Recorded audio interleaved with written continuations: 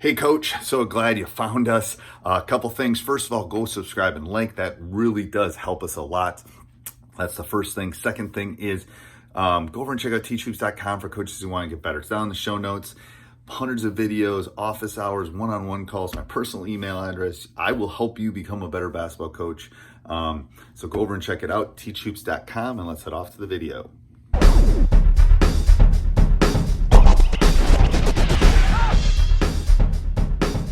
One of the things that we did pretty consistently when I coached high school basketball, which I did for 11 years at Thief River Falls, was we had a great emphasis on being an on-the-line, up-the-line, pressure defensive team.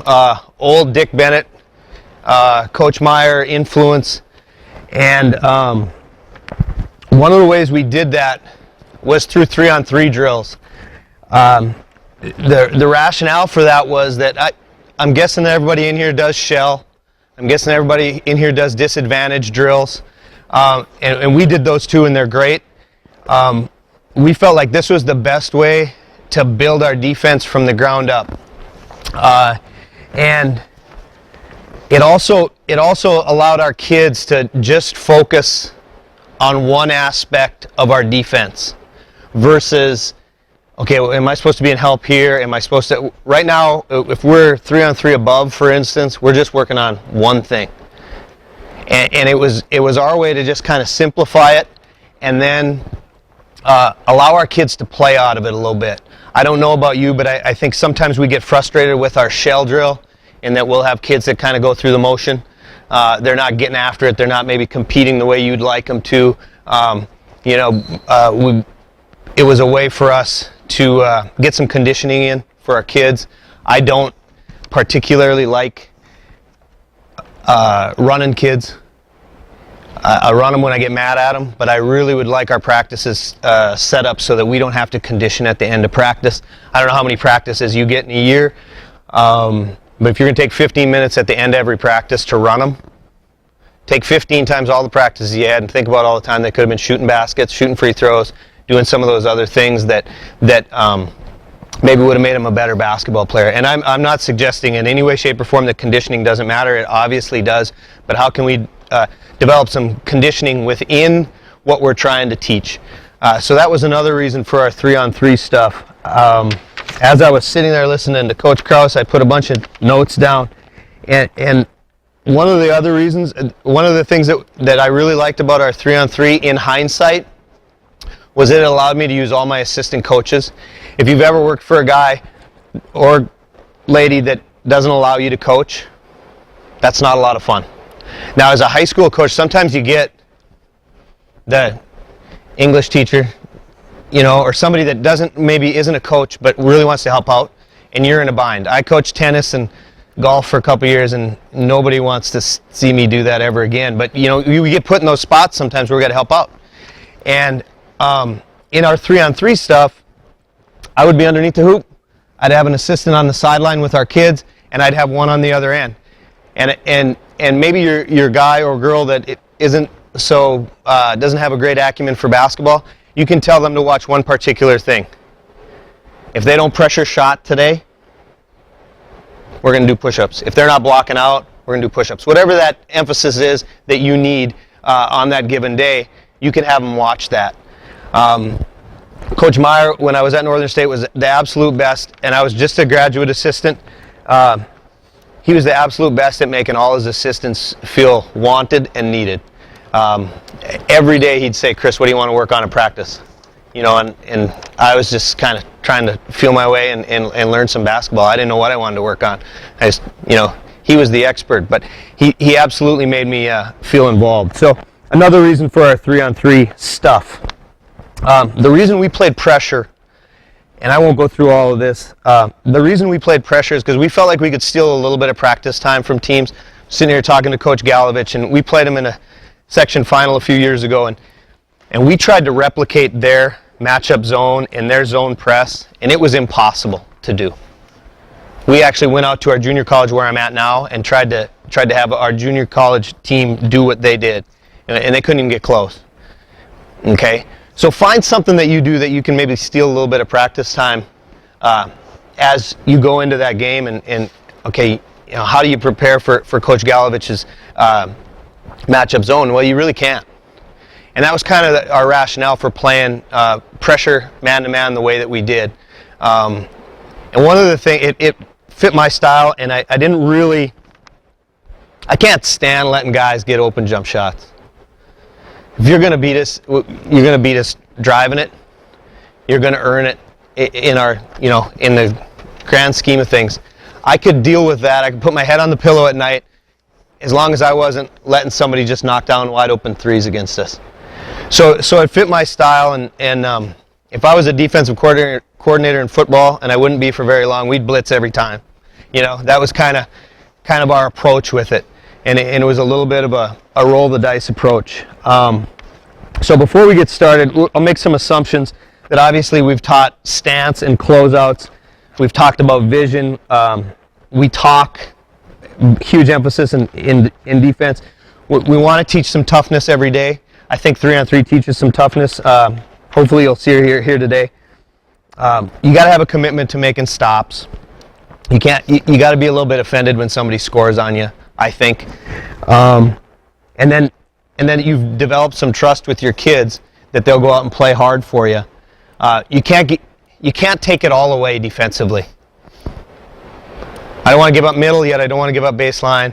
I don't want to give up the three. I don't want to give up the backdoor cut. You can't take it, and if you can take it all away, it doesn't matter because you're really good anyway. You're going to beat who's ever on your schedule.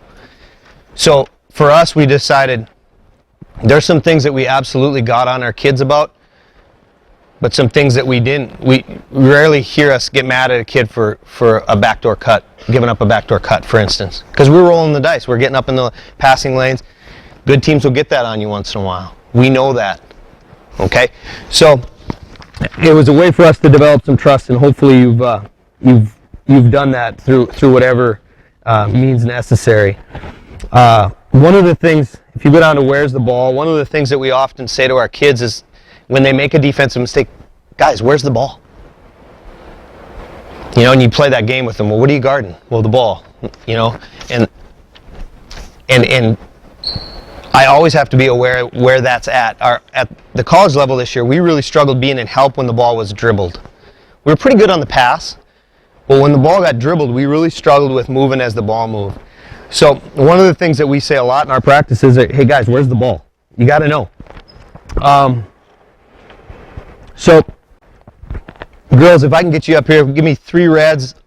Let's go. We're going to start going 3-on-3 on top because it's the easiest to teach.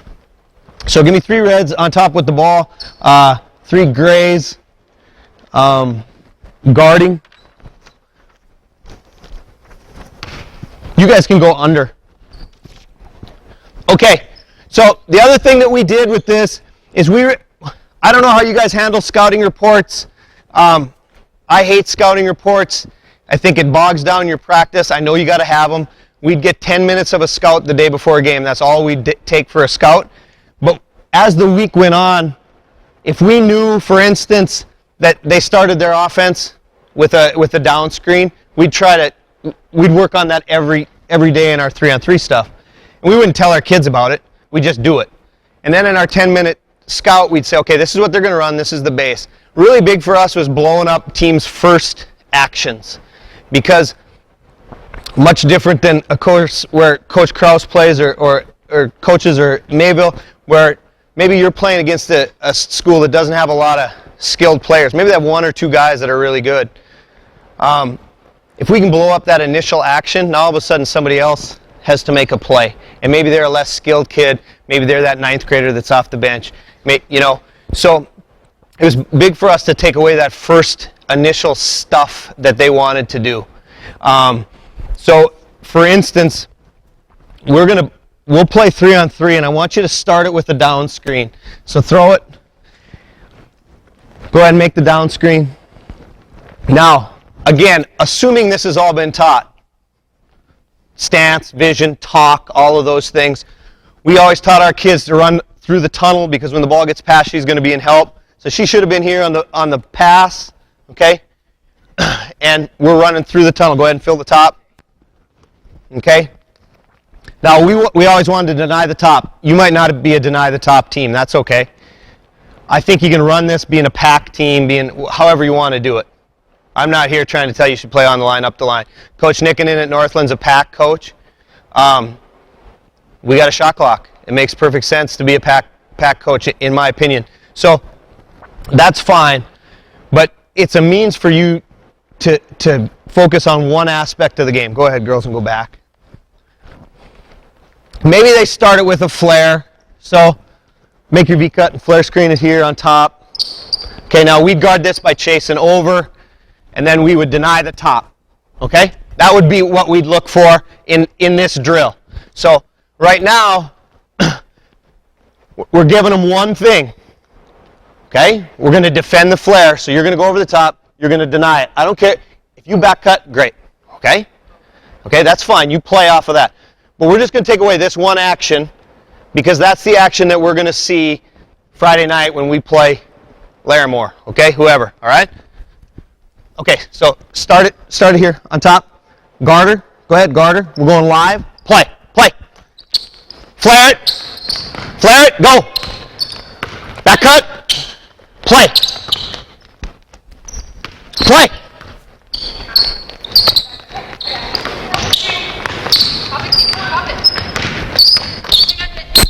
Okay. Now, depending on the day and depending on how we feel our kids are reacting, remember like Coach Krause said, the only thing that stops play is the whistle. Our gym's a little cracker box, so the ball doesn't go very far. We play off the wall and everything. Okay? So go again, play it live, don't worry about screwing up. All right? V-cut to get open. Flare it. All right? Go over the top. Play it live. Now, one of the things that we, Coach Meyer always talked about was stringing skills together, and he always talked about Coach Knight having dual purpose drills. So if I'm working on defense right now, and this is a defensive emphasis, offensively I should probably have an assistant coach talking to you about V-cutting to get open and catching face and all of those things. Because this is an opportunity for them to go live, but we can't say, oh, now we're working on defense, we're going to let that travel go, we're going to let them not catching face go. All those things got to fit. Okay? All right, girls, let's go. Get open. Flare it. Go over top. Good. Play.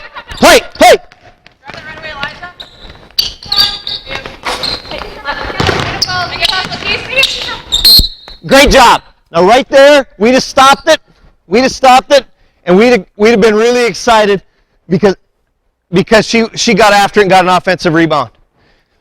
You got to praise the things that you want to see. That was a great play for her. Okay? That was a really good job. Hey, Coach, so happy you enjoyed the video. Make sure you subscribe and like. Go over and check out teachhoops.com for coaches who want to get better.